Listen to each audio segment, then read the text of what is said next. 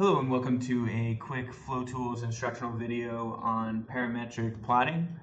So to get started today, we have launched FlowTools. We want to do some parametric plots.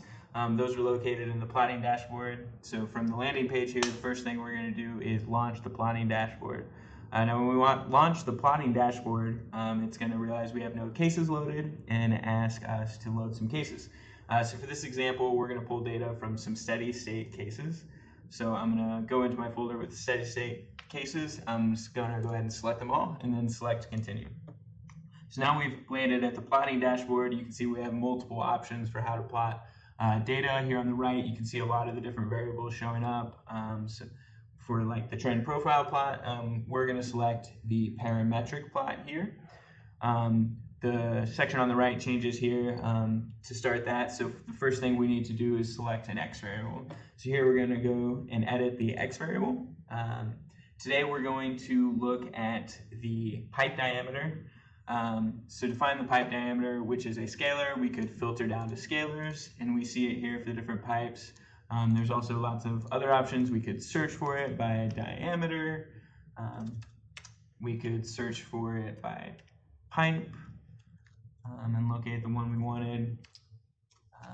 But ultimately, we'll select our X variable, and that'll bring us back to the main screen. We still don't have enough information to draw a plot at this point, but our X variable is loaded. From here, we're going to go ahead and select our Y variable. For our Y variable, we're going to look at the total liquid content.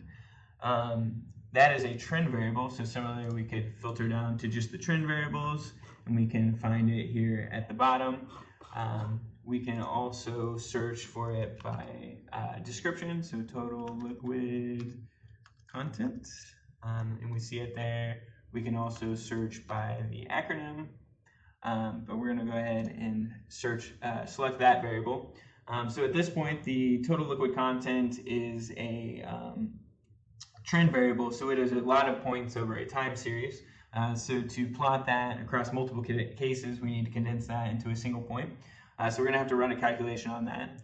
We see we're presented with a fair number of options of how to do that. We can do the average, maximum, minimum, and even the integration, as well as a few other options. So we're going to go with the average. And then it defaulted to the last hour. So that's what we'll actually stick with, but we can see here that we can look at the beginning, and we can do a certain amount of time from the start.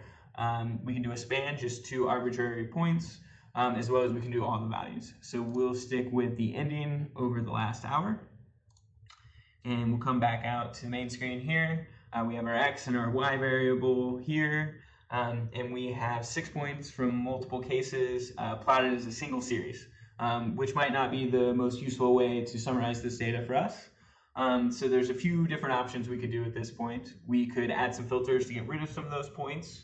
But what we're going to do is add a series variable to kind of separate these into two plots, or two lines that will be more useful for us. So we go and edit the series variable here. So to do that, we want to separate it by the 2 different fluids.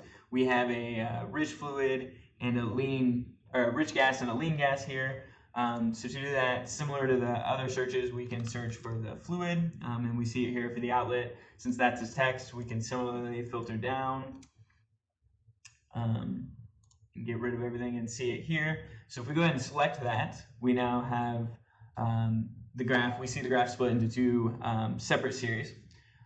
For this case, the rich variable was named incorrectly, so we can go in here and quickly change that to rich for our plot to accurately represent the data.